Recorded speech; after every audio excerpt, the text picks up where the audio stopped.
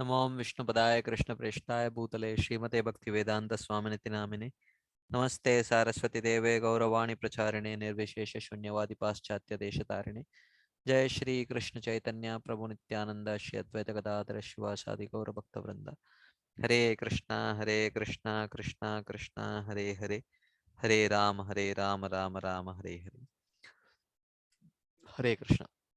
So thank you all very much for joining today's session. So we'll be continuing our discussion from last week.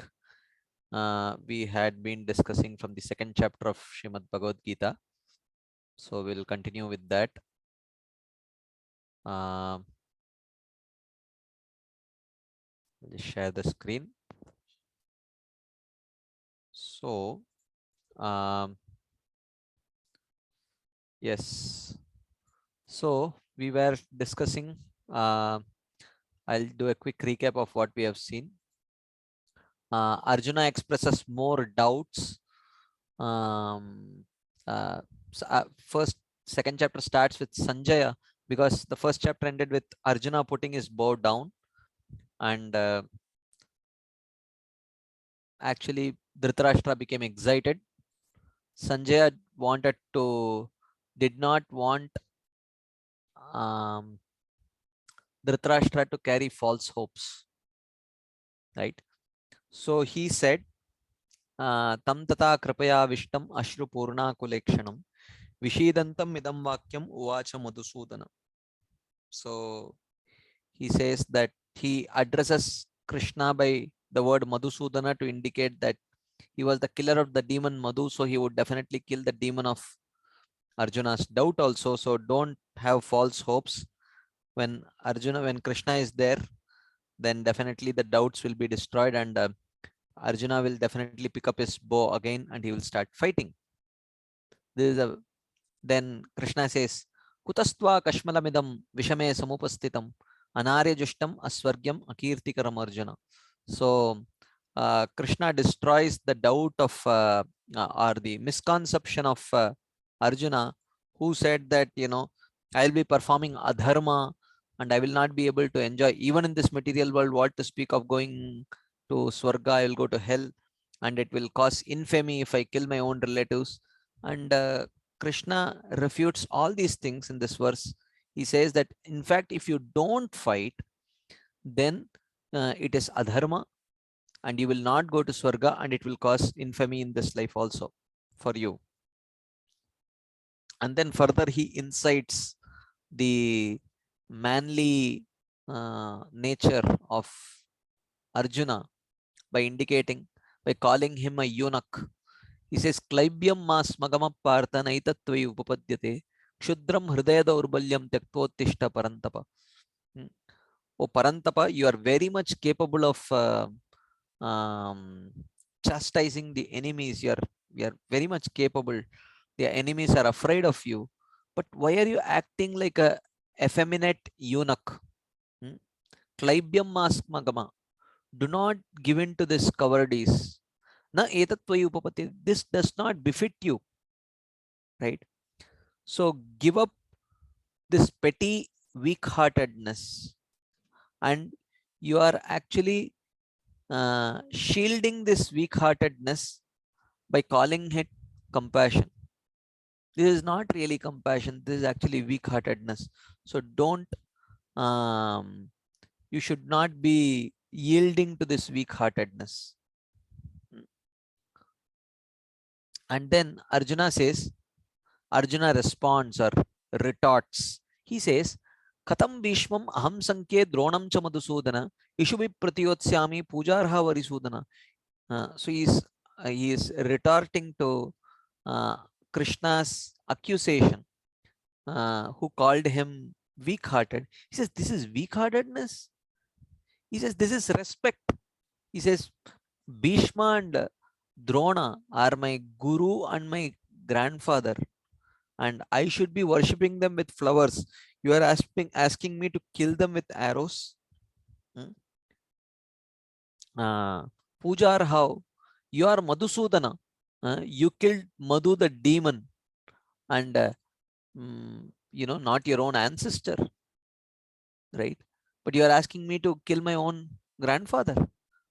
And you are Arisudana, you are not Guru Sudana. You didn't kill your Guru Sandipani Muni. Why are you asking me to kill my own Guru, Dronacharya? Like that. And then he says, Guruna hatva hi mahanubhavan shreyo bhoktum bhikshamapi haloke. Hatvartha kamamstu guru nihaiva bunjiya bhogan rudira pradiktan.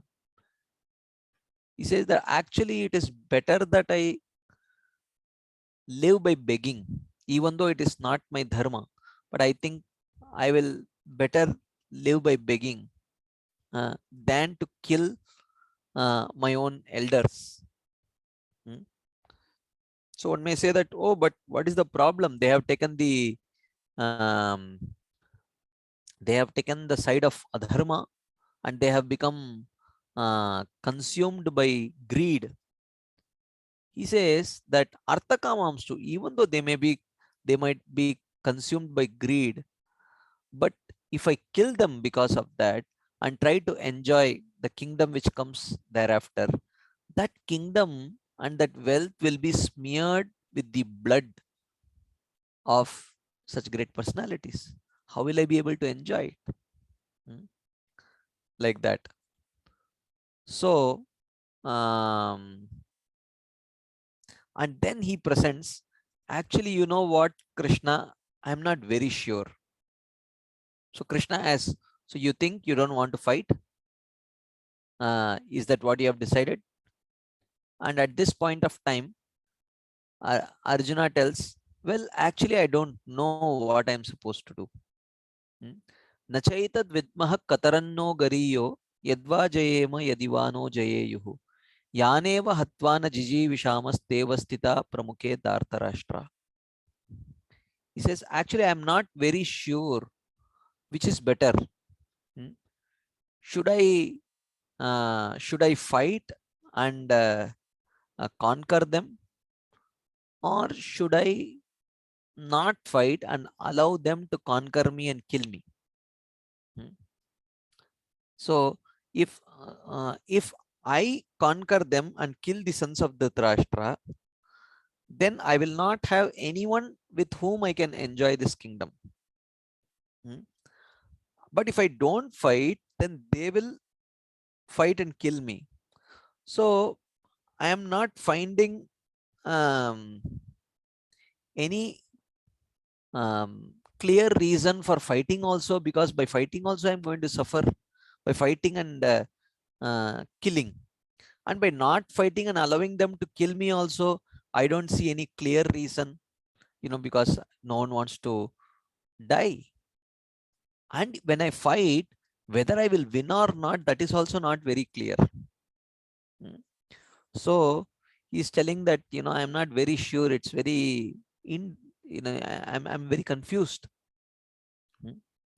Like that. So he's expressing his indecision. And then he speaks this verse, Karpanya dosho upahata swabhavaha pruchami tvam dharma sammoda chetaha yachreyasyan nishchitam bruhitan me shishyasteham shadimam tvam prapannam.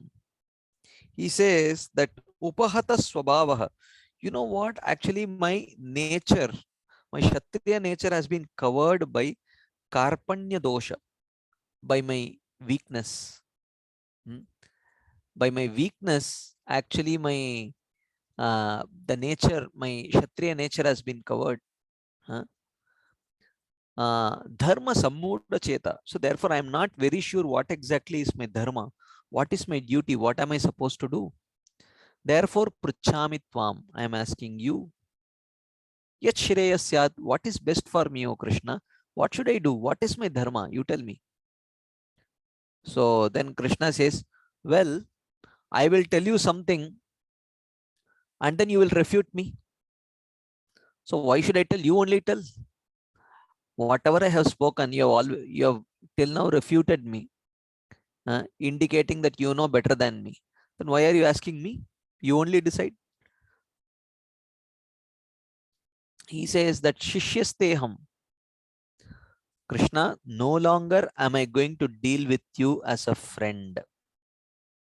I am going to deal with you as your disciple. So now, Shadi Mam, please instruct me. Tvam Prapannam, I am a soul surrendered unto you.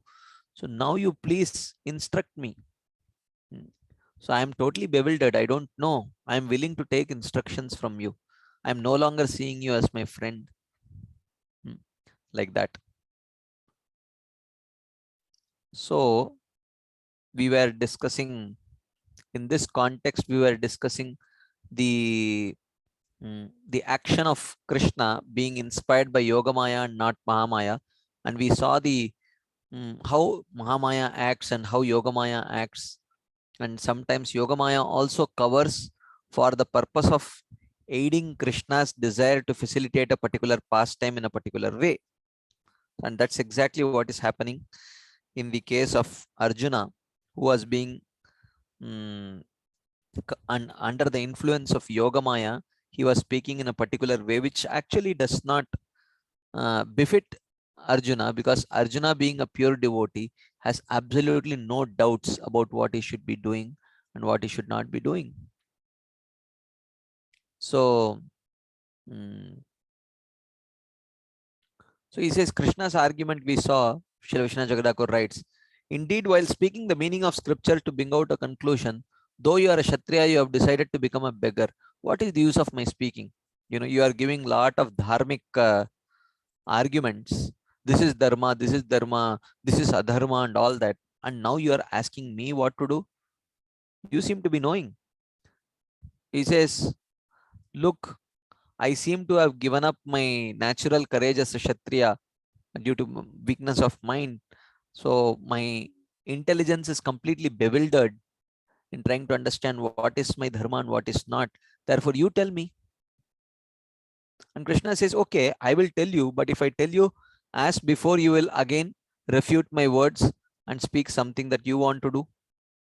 So he says, no, that is over now. I am no longer your friend. I am your student. I will not oppose you. So you tell me what I should be doing.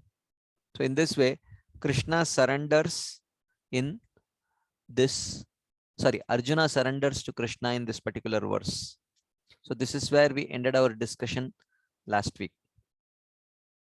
So before we start today's discussion, if there are any questions, discussion points, comments based on what we covered last week or what we have recapped this week, maybe for a few minutes we could have a discussion, and then we will start today's verse.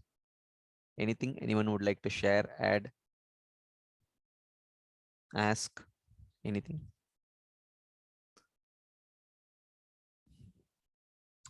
Okay, so if there is none, then we will continue. So now Arjuna speaks the next verse, because now Krishna may tell Arjuna, look, I am not the only knowledgeable person. There is Bhishma whom you can go and ask. There is Vyasadeva whom you can go and ask. There are so many elderly people. There is Dronacharya whom you can go and ask. There is Kripacharya whom you can go and ask. There are so many people who can instruct you. Why you are asking me? So why don't you go somewhere else?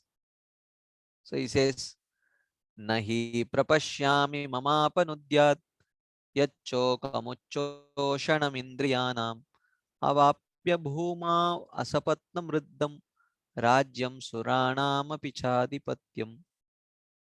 Nahi prapashyami. Actually, you know what? I don't see anyone. Apanudyad. Apanudyad means to destroy. I don't see anyone who is capable of destroying yat shokam, the sorrow that I am experiencing. I don't think anyone, including Vyasadeva, is capable of removing this sorrow. And what is this sorrow doing? Mama Indriyanam Uchoshanam. It is just drying my senses. It is drying my senses means one is not getting any eagerness to live. One is not feeling eager to um, eagerness to live, because there is no reason, because none of the senses are hankering for anything of this world. Anything for gratifying any of the senses, you don't feel very inspired. No, no, no, no, like that. Mm.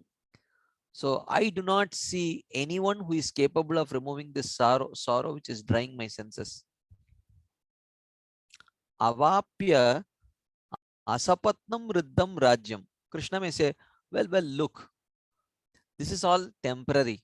You just fight and win the battle and get the kingdom all for yourself to enjoy.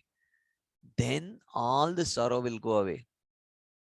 Arjuna says, Avapya asapatnam riddham rajyam.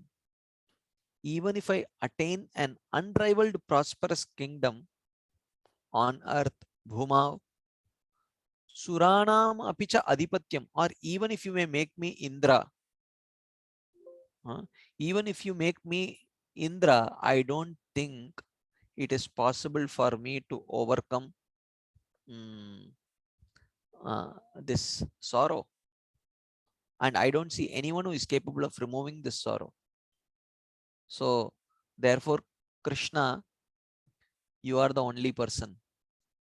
So, this is uh, if you think Arjuna passed the test in the previous verse where he is surrendering to Krishna, the ultimate test is this verse where Krishna is suggesting, oh, there are better people, there are better opportunities, there are better teachers from whom you can learn. Why don't you go? And at this point of time, Arjuna could have agreed, okay, I'll go and ask Vyasadev, but he does not.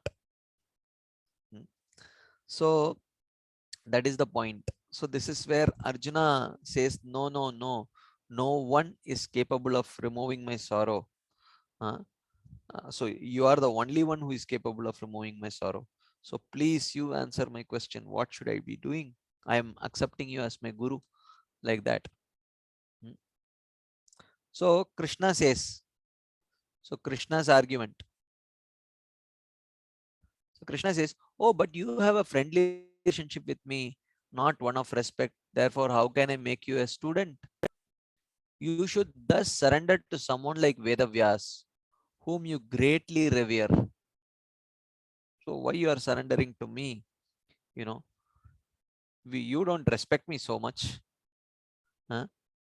So you should surrender to a person whom you respect and revere.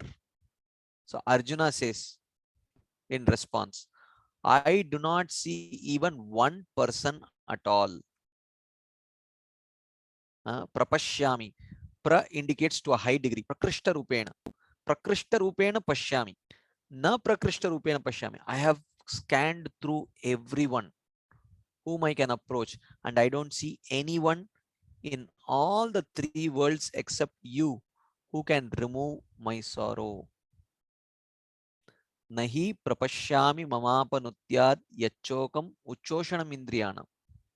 And this sorrow which is drying my senses, he says, I do not know anyone more intelligent than yourself, even Brahaspati. Therefore, to whom else should one who is full of sorrow surrender? They should surrender to you. And you know what? Due to that sorrow, my senses have dried up completely, just as intense summer heat dries up completely a small pond. So, a small pond has some juice or water, but an intense summer heat can dry it up, right? So, similarly, my senses can give some limited pleasure, but the sorrow is so much that my sense, all the little pleasure that my senses can give has dried up completely. Just like if someone very dear to your life, to your heart, uh, leaves their body, then you may have the most exquisite feast in front of you, or whatever, which may be pleasing, or your favorite singer may be singing bhajan or kirtan, whatever. But if you are in deep grief, any amount of gratification which may be available to any of the senses or all of the senses will no longer be pleasurable. So that is what Arjuna is experiencing here. So he says, Yachokam Uchoshanam Indriyana. So my sorrow has dried up all my senses. Then Krishna's counter argument. Krishna's counter argument. So Krishna says, oh, now you are full of grief. But if you fight, then by conquering the enemy, you will attain a kingdom. And absorbing yourself in the enjoyment of that kingdom, your grief will disappear. Just I know you are suffering right now. Just you fight now, win the battle, get the kingdom, and then after seeing the kingdom, all your grief will vanish. So, but Arjuna says, Arjuna refutes Krishna. He says, even if I attain a kingdom over the whole earth or sovereignty in Swarga, controlling all the devatas, my senses will still be dried up. I will still not enjoy the sorrow is too much. I cannot handle it. Like that, in 7th verse, he surrenders, and in 8th verse, he is making his surrender very clear and categorical. And he is explaining that I am not willing to surrender to anyone. I don't trust anyone else. You are the only one who can answer my questions, and you can remove my sorrow and help me progress. So I am not willing to surrender to anyone else, just you. So in this way, he is presenting his unflinching trust in Krishna and no one else. So now, so this is the kind of trust that you know that that a guide or anyone in any relationship, this is the kind of trust that the other person is looking for, right? When that trust is given, then one becomes if it is the relationship between a subordinate and a superior, when the subordinate enters that kind of trust, then the superior becomes very comfortable, guiding.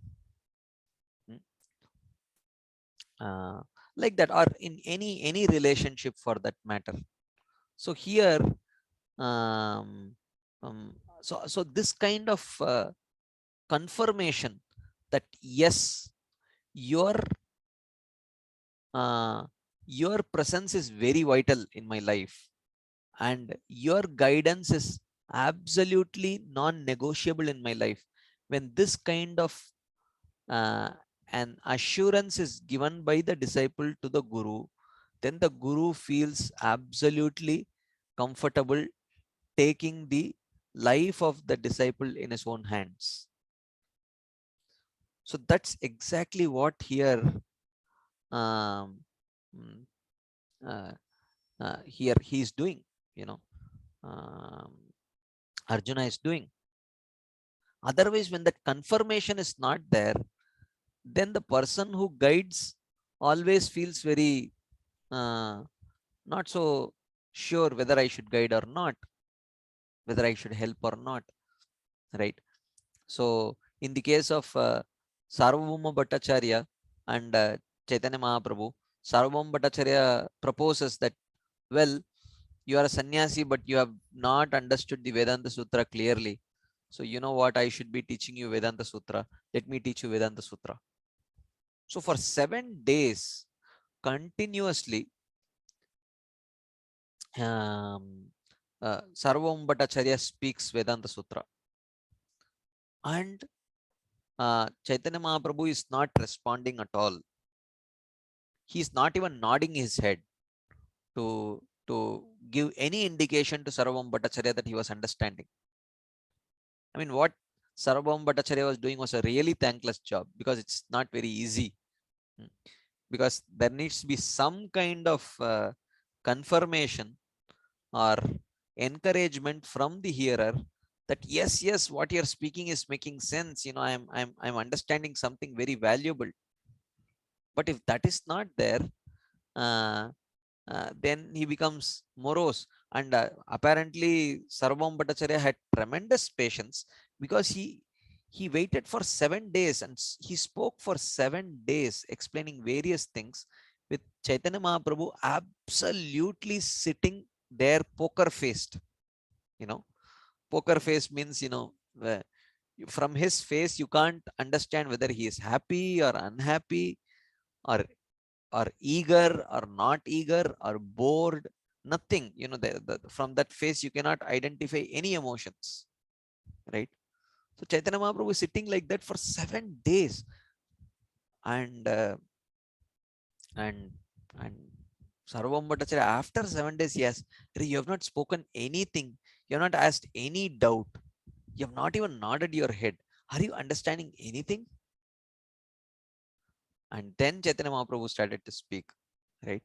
So here Arjuna is very clearly communicating to um, Krishna that, except for you, I don't think anyone else is capable of um, answering my doubt, and pull me out of this sorrow. So I think I have full trust in you, and you should only do it, no one else can do it, like that. So that's what is this verse. So 7th and 8th are very important verses, where Arjuna is surrendering to Krishna, and he is actually um, making that surrender very firm and unflinching in this 8th verse. Okay, any quick discussion points, questions, comments before we move on to the next verse? Anyone? You can please raise your hands.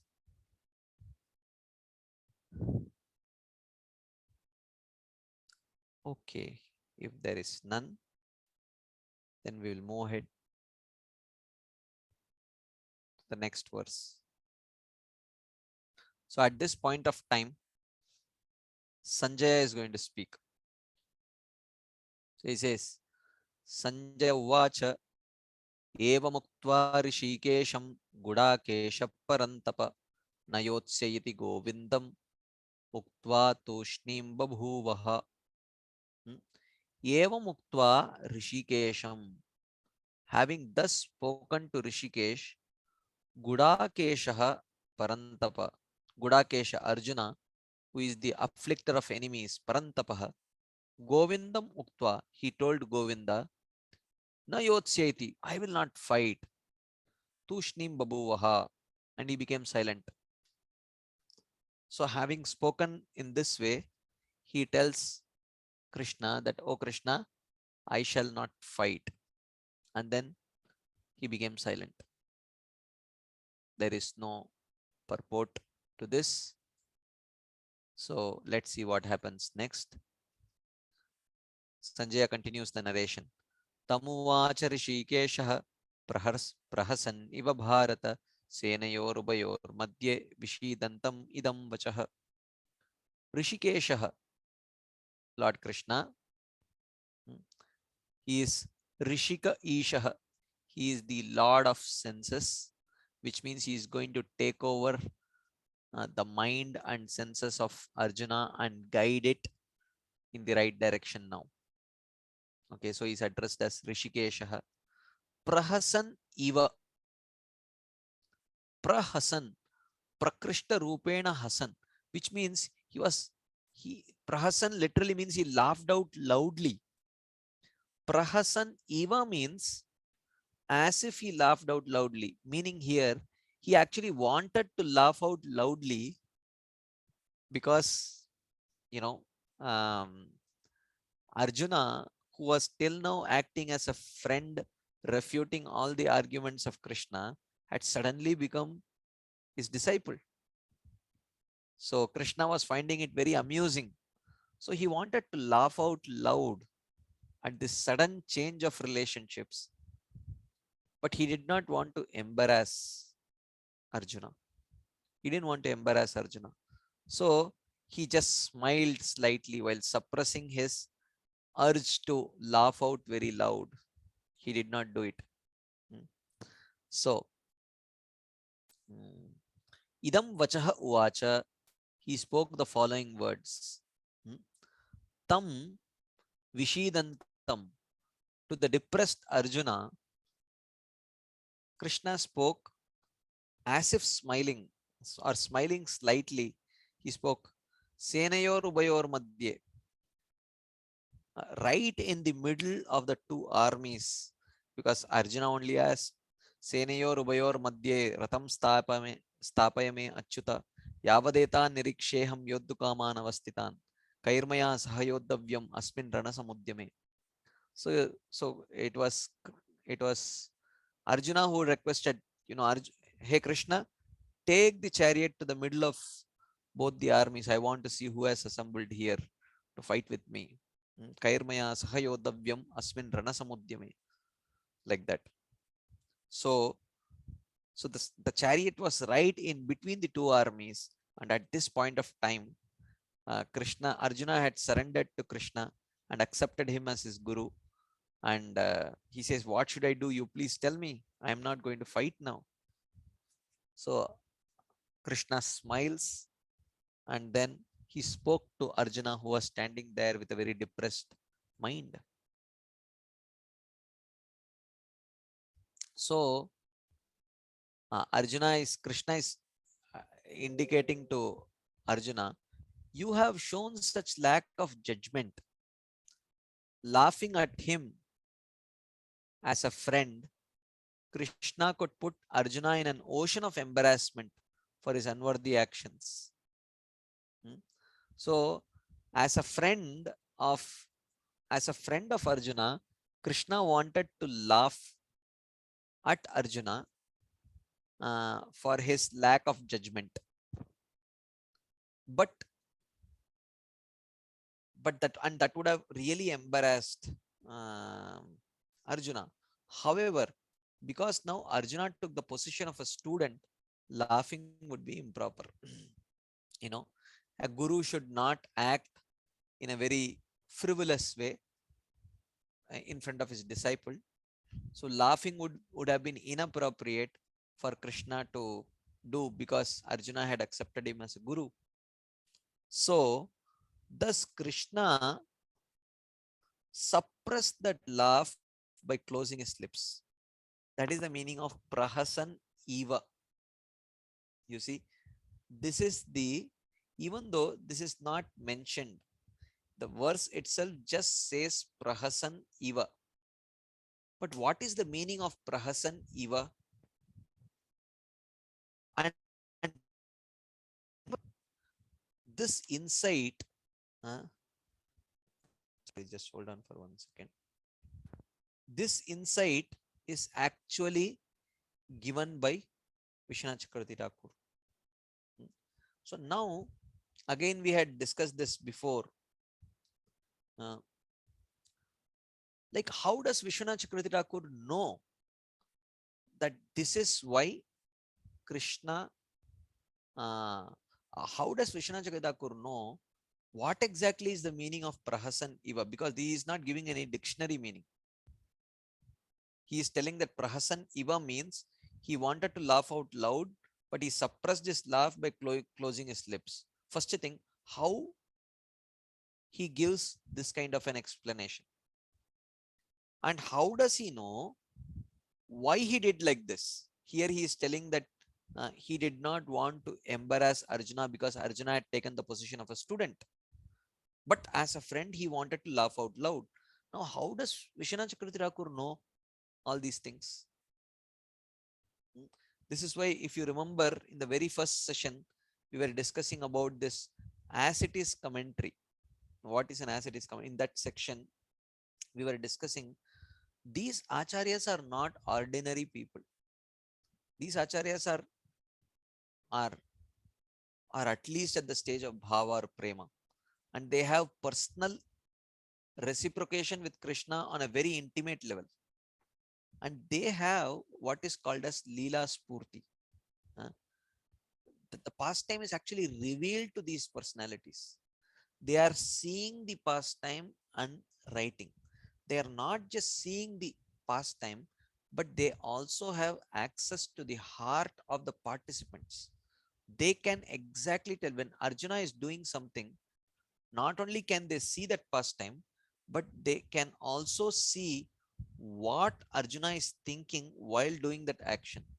What is inspiring Arjuna to do that action?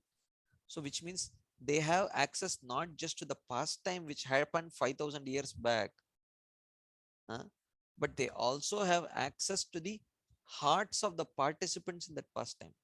They can even tell what that person is thinking when he is doing that particular action. And they are not, this is not their opinion. They are not sharing their opinion. They are actually presenting uh, what as what Krishna is revealing to them within their from within their heart. So it's a revelation. It is not um, it is not actually uh, they are presenting their opinion. Mm. So therefore he says that's why these we cannot write these kind of explanations. Oh, why did Arjuna or why did Krishna laugh? Or why did he want to laugh? We cannot give another explanation. Oh, maybe like this. At the most, we can tell like that. Otherwise, it would be too much presumptuous on our part to say that.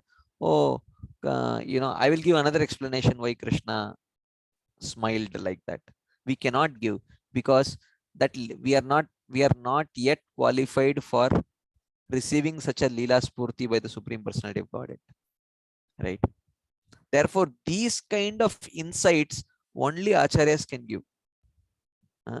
If you are not an acharya, you cannot give this kind of insight.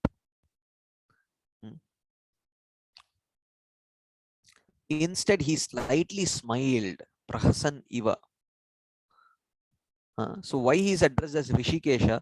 The Lord of the senses, Rishikesha, was previously controlled by the words of Arjuna out of love for him. Senayor Ubayor Madhye Ratam Stapeme Achyuta.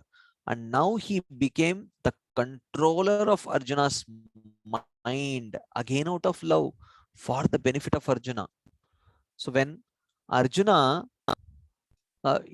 previously, Arjuna was commanding Krishna, "Oh Krishna, take the chariot in the middle of the, the battlefield. I would like to see who has assembled there." And then Arjuna and Krishna was completely controlled by the words of Arjuna for the pleasure of Arjuna. And now he became Rishikesha. So now um, uh, he has he has taken over the mind of Arjuna. He's going to control the mind of Arjuna again out of love for the benefit of Arjuna. Right. So initially he was controlled by the words of Arjuna. Now he is going to control the mind of Arjuna, both out of love for Arjuna and for the benefit of Arjuna. Okay. So Arjuna's dejection and Krishna's offering consolation to him were seen directly by both armies, Senayor Ubayor Madhye. So they could see from a distance that Arjuna is dejected and Krishna is trying to console. Right. So based on the body language, they could clearly understand that. Both the armies could see that. Okay. Any quick comments, discussion points before we move ahead to the next section where we are going to discuss about the difference between body and soul, Sankhya, the Sankhya philosophy. But before that, any quick discussion points on what we have discussed today till now? You can please raise your hands or share whatever. Anyone?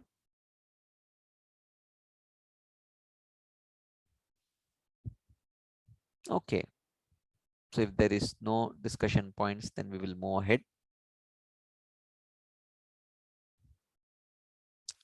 So Krishna starts speaking now. Shri Bhagavan uvacha ashocyananvashocastvam pragyavadamscha bhashase gataso nagatasunscha nanushocanti panditaha. Tvam, you, O Arjuna, anvashochah ashocyan. Anvashochah means you are lamenting. Ashocyan, for that which is not fit to be lamented. Tvam anvashochah ashocyan, you are lamenting for that which is not fit to be lamented, that which is not worthy of lamentation. Pragyavadamscha bhashase. You are speaking pragyavada. You are speaking very intelligent words. While lamenting for that which is not worthy of lamentation. And you are speaking very intelligent words.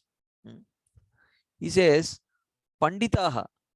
Do you know what is intelligence, Arjuna? A real wise person, na anushochanti. He does not lament for gatasun, agatasun, cha. So what is this gatasun, agatasun, cha?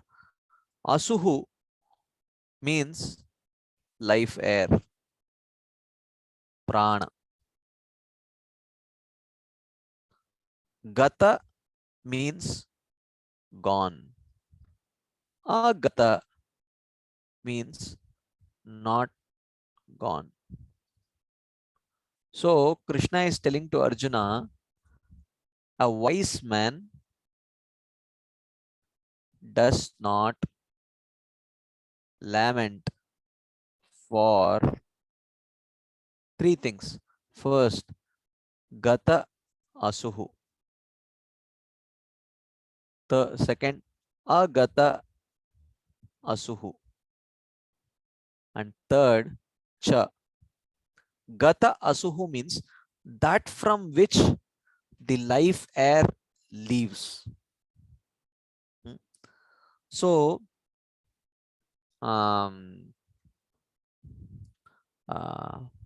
शरीरं यदवाप्नोति यच्चापि उत्क्रामतीश्वरः गृहीत्वेतानि सम्याति वायुर्गन्धान् इवाशयात्. So it is mentioned that when the at the time of death, Krishna describes transmigration in this series of verses. He says that at the time of death, the soul carries the subtle body from one gross body to another gross body. Vayur Gandhan Ivashayat. Just like air carries fragrance from one place to another place. Similarly, he says that the soul carries or the life air carries the subtle body from one gross body to another gross body. So gata asuhu means that from which life air leaves. So the life at the time of death, the life air leaves from the gross body. So gata asuhu refers to the gross body. Agata asuhu means that from which the life air does not leave. Vayur Gandhan Ivashayat. The air moves from one place to another place, but in moving from one place to another place, it leaves one place, goes to another place, while carrying the fragrance with it. So in this analogy, life air along with the soul is the wind.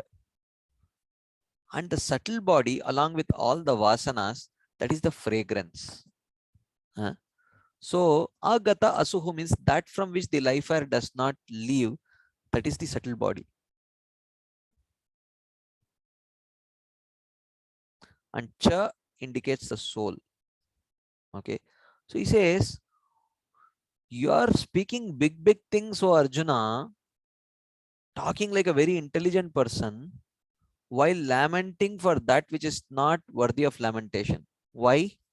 He says, because Panditaha, a learned person does not lament for gata asuhu. He does not lament for that from which the life air leaves, which is the gross body. He does not lament for the destruction of the gross body, because the nature of the gross body is to get destroyed, right? Even while living, even while within this body, even before death, the gross body dies many, many times over. Like they say, right? Every cell in your body, um, it changes every 16 years or so, something like that, right? So every 16 years, you have a completely new body. There are none of the old cells that you had before 16 years. So which means even before your death, your body, your gross body dies many times, gets destroyed many times. So therefore he says, uh, a, a, a very intelligent person, knowledgeable person does not lament for the destruction of gross body, because the nature of the gross body is to get destroyed. You cannot stop it. That's its nature. Agata asuhu. Agata asuhu means a learned person does not lament for the destruction of the subtle body.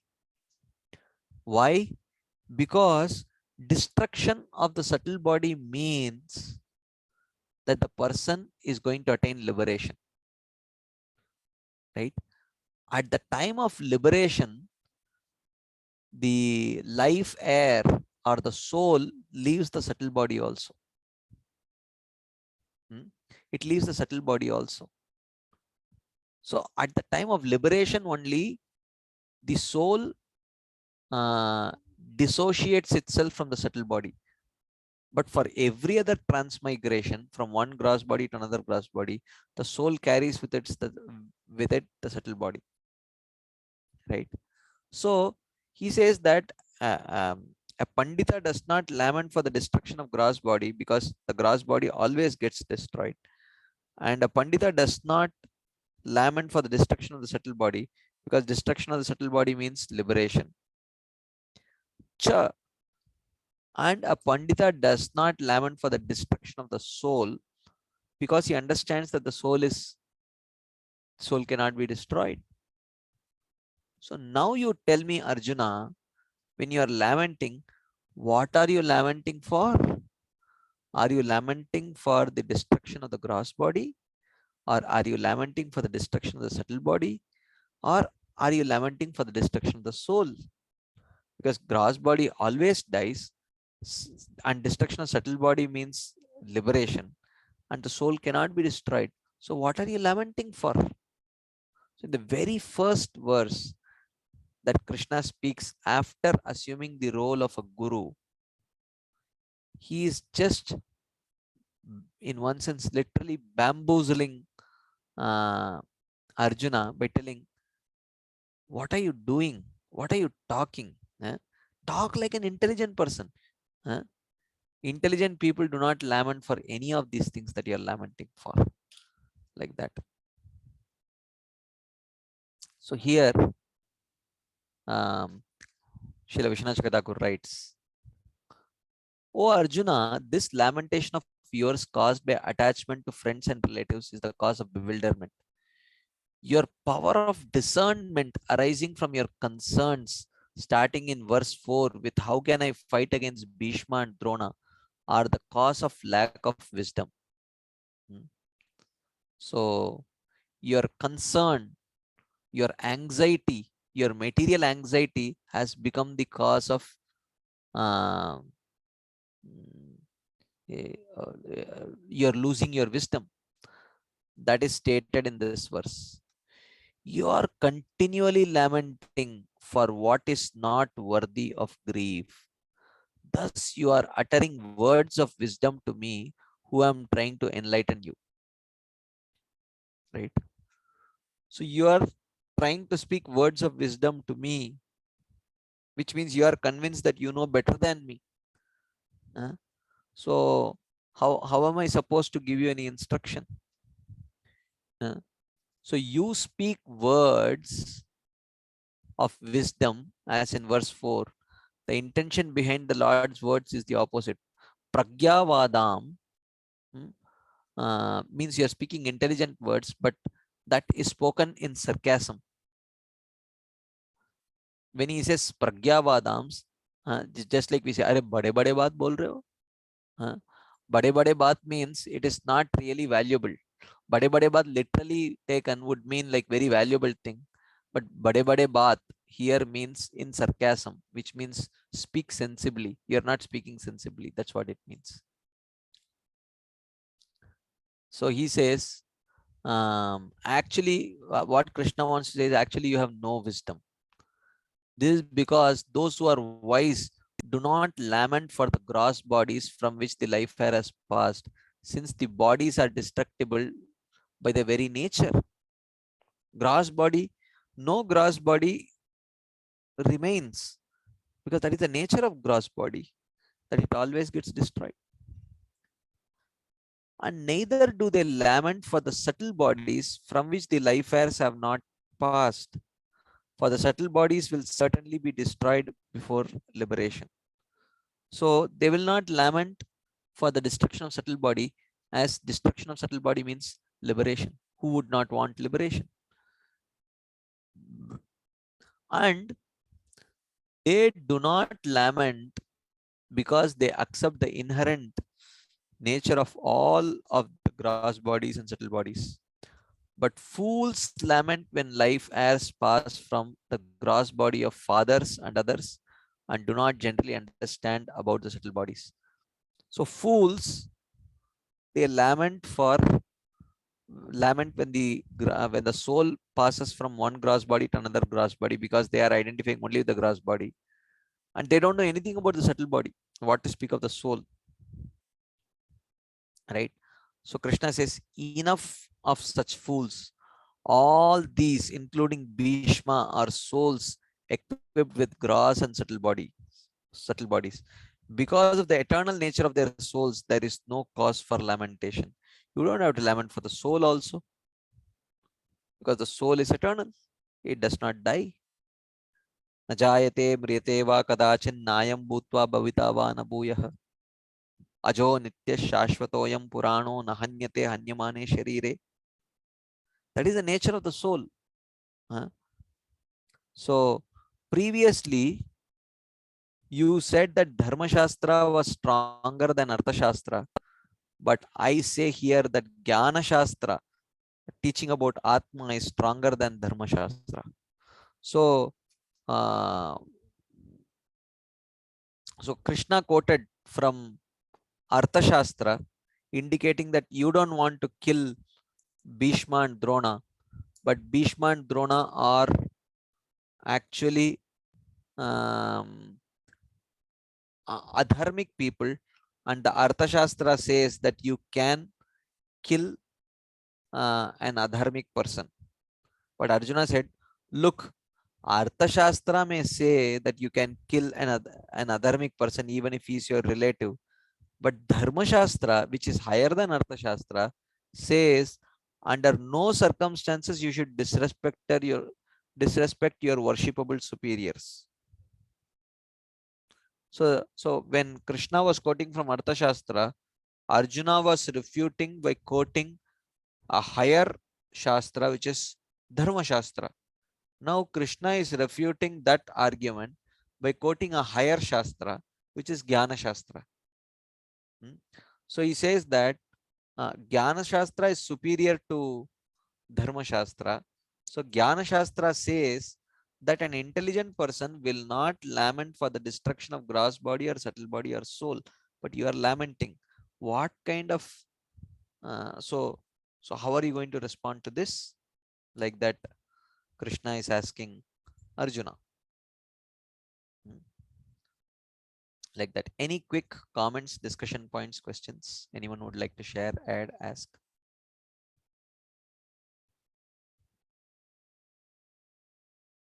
Anyone?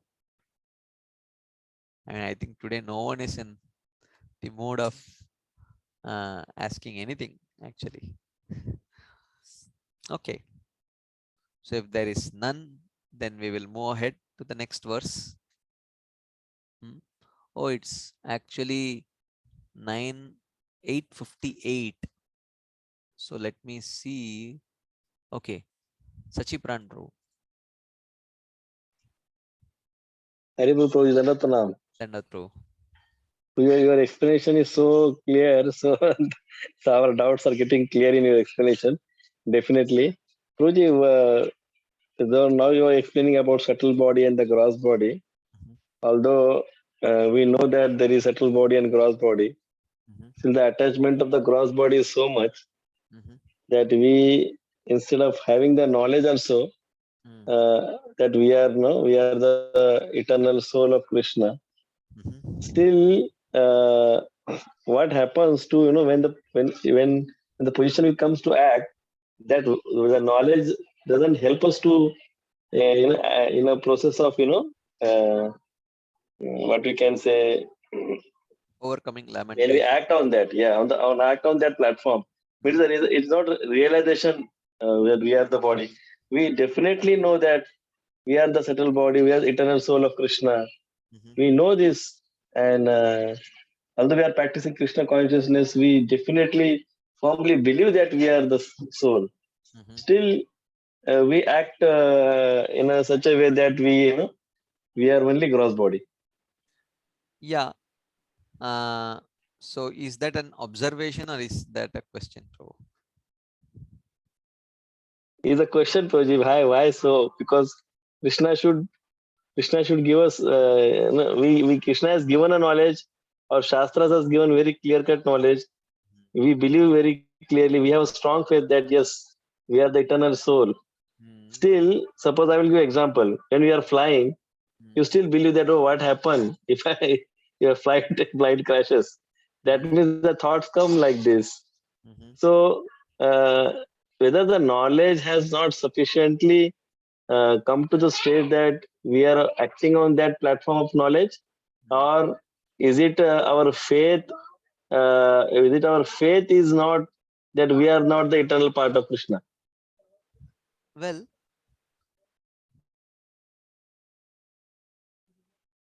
thing for sure is that since time immemorial, we have been acting um, under mm, ignorance. So that inertia is very strong actually, because all our experiences have been analyzed through the lens of avidya. Mm.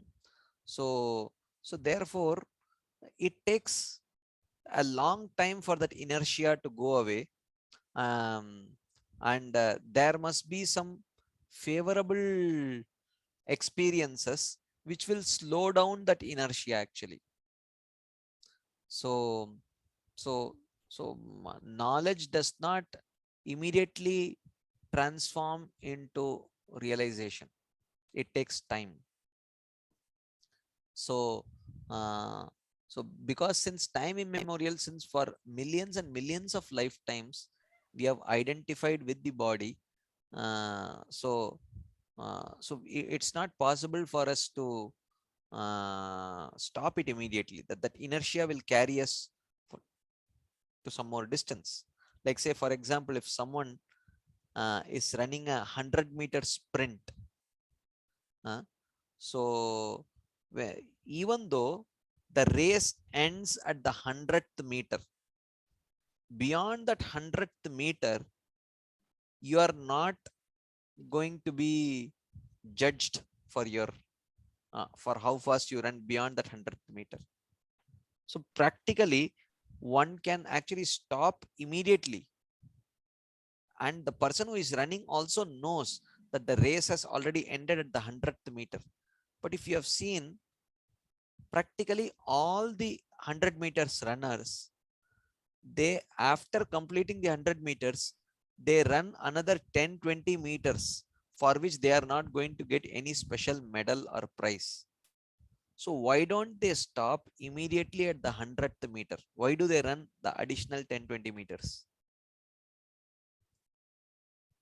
What do you think, Sachivaran? Yeah, it is a momentum actually. Yeah, it is that momentum or that inertia of motion that carries, Yeah. they cannot immediately stop there. So similarly, we also have the momentum of bodily identification. Even though we are starting to realize that this is wrong, but still that momentum is very strong.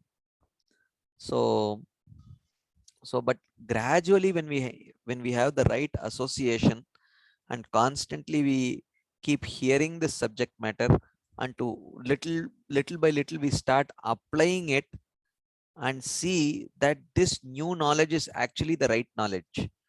The more and more we start applying this new knowledge and get the realization that this is the right knowledge, then slowly, realization will start manifesting. So when that knowledge slowly starts transforming into realization, uh, then slowly we will start acting on the platform of soul and not on the platform of gross body or subtle body. So guys, it's a gradual thing. It will take its own time.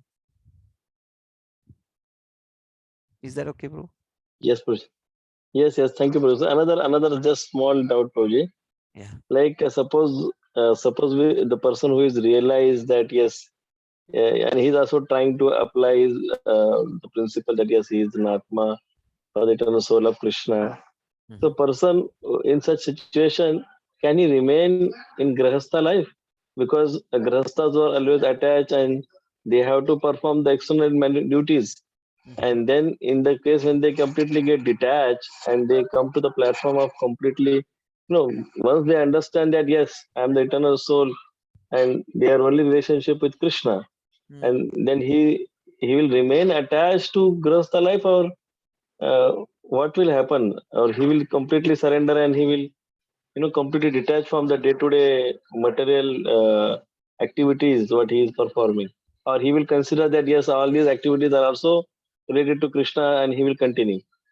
Yeah, it depends on the kind of realization. There is a Jnani's realization. A Jnani realizes that he is not the body, he is the soul.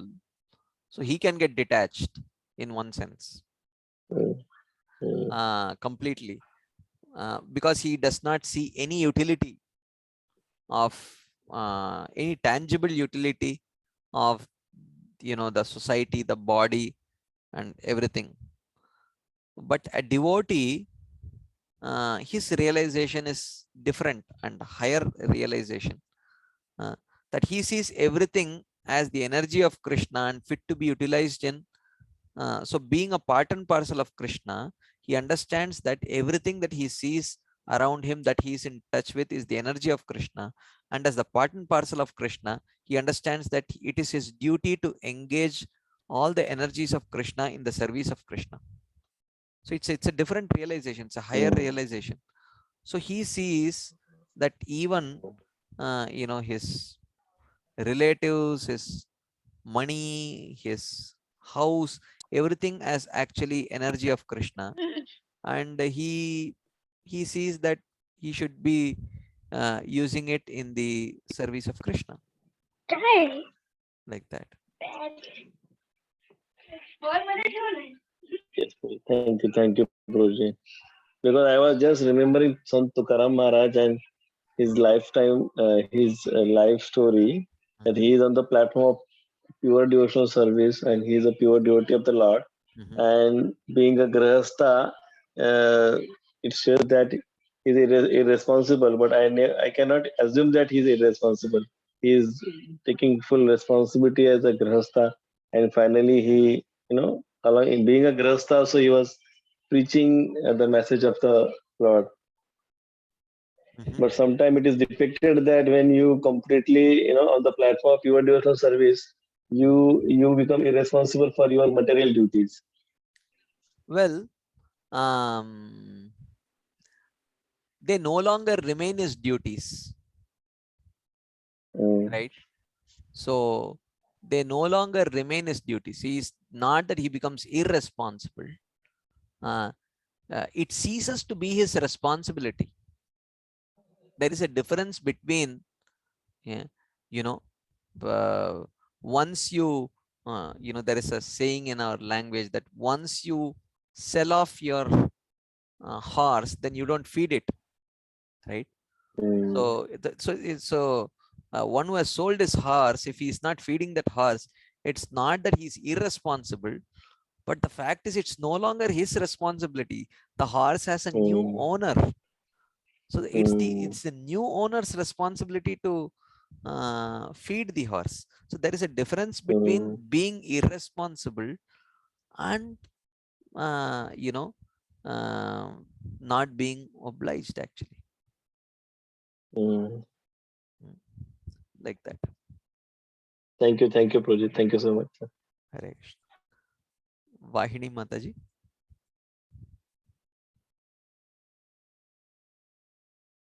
Yes, Hare Krishna. Can you hear me, Prabhuji? Yes, Mataji. Yeah. So, Prabhuji, this question is linked to a lot of things. I mean, which we've been hearing. I wanted to know how now in present context, when somebody tries to preach and these verses, like some of the verses like 1.40, or we saw that verse of Clavium, so we have to be sensitive to the audience and how the audience perceives Bhagavad Gita in current scenario. So I know few people who have just come across maybe one verse and just lost interest in the whole scripture, like in the whole Bhagavad Gita, just because they found something not suiting to their sensitivity. So maybe they got hurt somewhere, 1.40 may have hurt some feminist sentiments, or Clavium may hurt some other people. So how do we become sensitive enough and preach them accordingly? Because I could see that how Vishwanath Chakravarti Thakur have been trying to be very, very like the sensitivity that was shown in explaining Prahasan Eva. That gives me a lot of confidence that they were pretty sensitive saints. So how do we continue the same, maybe learn from them, and how do we continue it so that nobody is offended by not understanding the scripture well and rejecting it too early? Well, so how do we? This is very important point. What is the 9th offense to chanting the holy name, Mataji? Do you remember?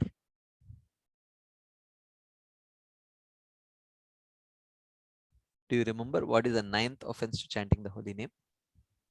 No, Prabhuji. Is there? It is. 10 offenses to chanting the holy names, right? There are 10 offenses, 10 types of namaparad.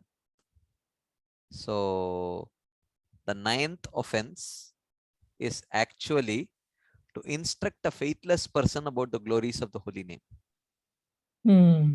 Okay. So you should know what is the level of faith of your audience.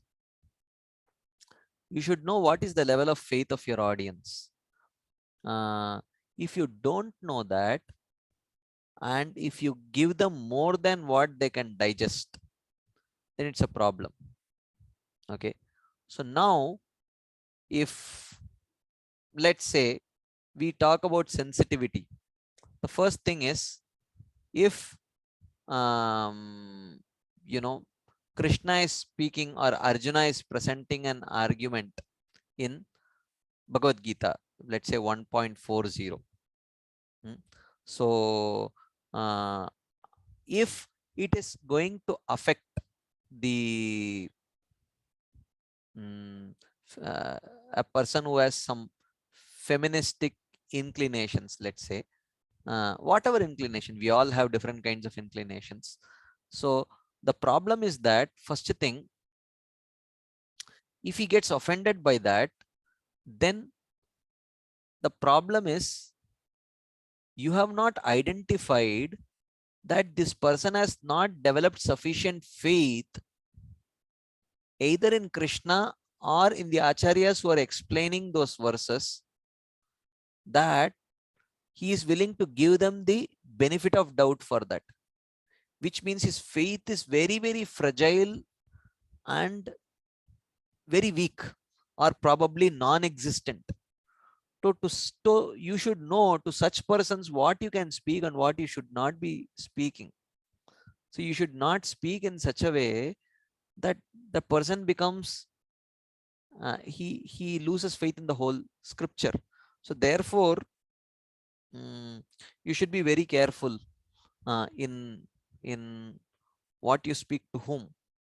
That's why if you see all these sessions that we are recording, even though it's uploaded in YouTube, but it is always uploaded in the unlisted mode.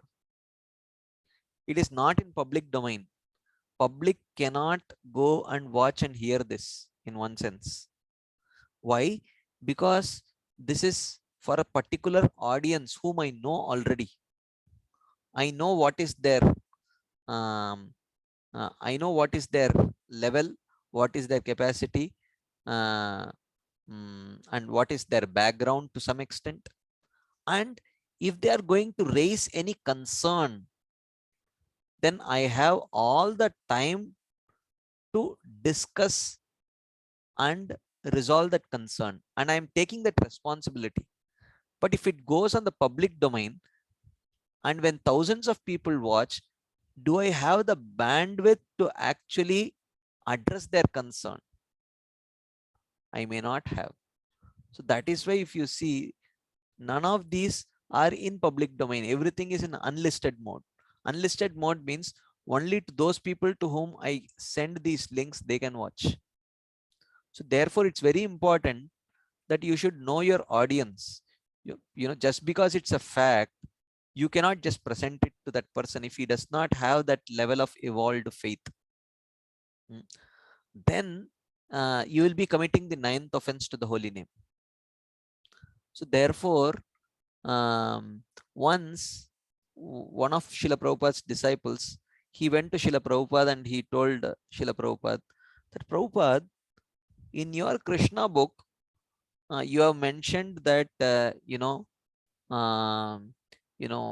either Nanda Maharaj had lakhs and lakhs of cows, and Krishna had lakhs and lakhs of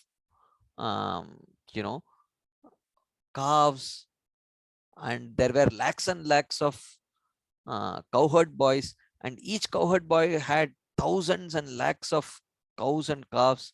Now, how do I preach, or how do I explain to newcomers that how so many people and cattle could fit in such a small place of Mathura, which is Chaurasi Krosh. So in Chaurasi Krosh, how could so many lakhs and millions of people and cattle fit? How am I supposed to preach this? Prabhupada answered this in a very interesting way. Prabhupada said, of all the things that I have written in so many of my books, you found only this particular thing to preach to a newcomer? Prabhupada was really annoyed, right? So why are you challenging his faith unnecessarily? So why are you challenging his faith unnecessarily? Because as and when you will, can you tell a new person that Mathura Mandal is not an ordinary place? This Mathura Mandal is actually a divine place, and it is a personality, and that personality responds to the desire of Krishna. She can expand, she can contract, and she can accommodate as many people as Krishna wants. Now, this will be too much of a challenge to the faith of a beginner devotee. So therefore, we should know what is the level of faith and as devotees, if we get offended, So this is one side of the story as preacher. Now, as devotees, if we get offended by some verses which may seem to affect our, let's say, whatever we may have, feminist sentiments, whatever it is, then we should ask, hey, how is it that my attachment to these sentiments are so strong that I am not even willing to give the benefit of doubt to even Krishna or Arjuna or even Srila Prabhupada? So where is my faith? We should ask. If we are those persons who are getting affected, then we should ask, where is my faith? How is it that my predisposition is so strong that I am not even willing to give the benefit of doubt to a pure devotee of Krishna or even Krishna for that matter? So that we have to ask. But having said that, the point that you have raised is right. One should preach very sensitively, but at the same time, we should ask, am I taking a very soft approach because my own faith is not strong enough? We should be honest enough to challenge ourselves like that. Maybe the audience are ready to hear, but my faith is not strong enough. Even maybe my faith is weak, that I am myself not convinced. So there are two sides to it. One is sensitivity towards the hearer who may not have that faith, and second thing is the honesty and courage to challenge ourselves. Am I speaking like this because of the weak faith of the hearer, or am I speaking like this because I myself have weak faith? So this is something that we have to question. Is that relevant, Mataji? Yes, Prabhuji, absolutely. Amazing. Nice. Thank you. Hare Krishna. Anything else? Anyone else would like to add, share? There is one question in the chat box here. So Arjuna is always considered as a friend of Krishna. No one says he is Krishna's disciple. How can we establish a relationship as a disciple being a friend? And is there any difference in asking a question in both these relationships? Why can't he ask the same question as a friend? A friend is also a well-wisher, he is also a guide. But there is no, just because, trust is of various levels. Okay, I can, the kind of trust that I may have in my physics teacher, I may not have that kind of trust in my friend. So that does not mean that my friend is not trustworthy, but just that my friend does not have that kind of capacity to answer my physics related questions, right? So trust is of various types. You know, I can trust my friend even within Krishna consciousness. I can trust my friend as a well-wisher, but I cannot trust my friend to be like my guru who is all-knowing, right? I can trust my friend's well-wishing nature, but I cannot always trust my friend's level of discrimination and intelligence. So therefore, trust is of various types. So trust in intentions is probably a trust which runs across all relationships, vertical or horizontal anyways. Okay. So for any relationship, trust of intentions, everyone should have for any stable relationship.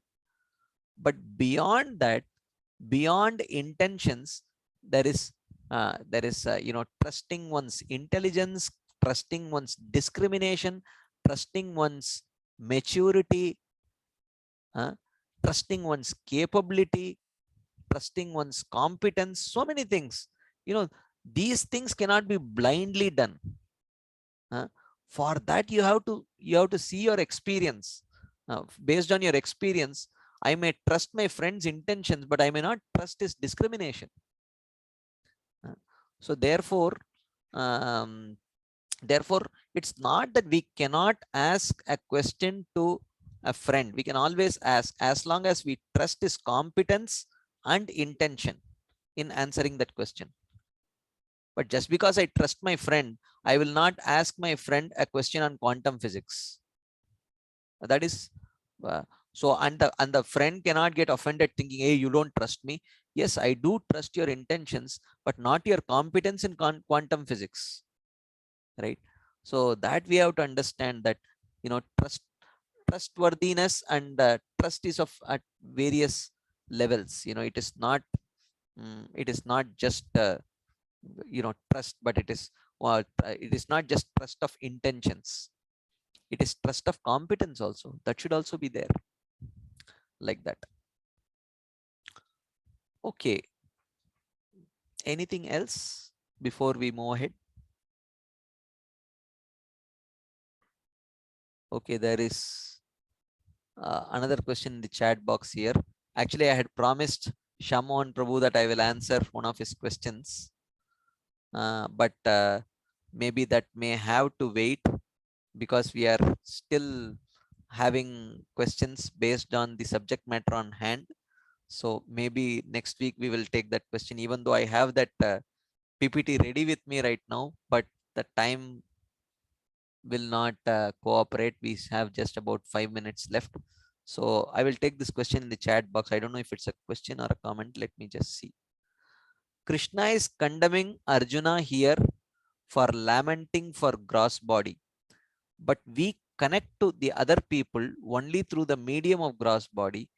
Even though the soul never dies, we don't know where the soul goes after death. Oh, this is a very nice point. And Arjuna is going to make the same point, and Krishna is going to respond to it. So I will not take this question right now. But anyway, I will read the question completely. We see that devotees also lamenting when their family members leave their body. We know Kunti Maharani cried when her husband left the body, when Karna was killed. And Draupadi cried when her sons were killed. Subhadra and Arjuna cried when Abhimanyu was killed. A devotee, being a human being, has emotions also, and he will definitely lament. Is it not so? Yes, definitely. So we will take this point when we reach the 13th verse, 13th, 14th verse. We will discuss this point. I will just not touch it here, because we are going to discuss that elaborately there. Okay. But any other discussion points before we wind up for the day? I don't have time to take Shamohan Prabhu's question because it's late. But still, if there are any quick questions or discussion points connected to what we have discussed today, maybe quickly we can take for a couple of minutes before we wind up for the day. Anything anyone would like to share, ask?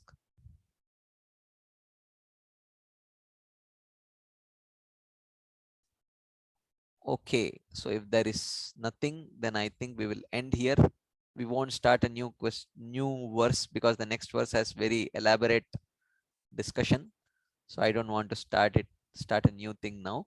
And Shamohan Prabhu's question also, I will take next week, next Friday. So thank you all very much for your patient listening and your enthusiastic participation. So we will continue this discussion next Friday. Thank you. Hare Krishna. Srila Prabhupada ki jai. Srila Vishwanath Chakravarti Thakur Pad ki jai. Srimad Bhagavad Gita ki jai. Hare Krishna.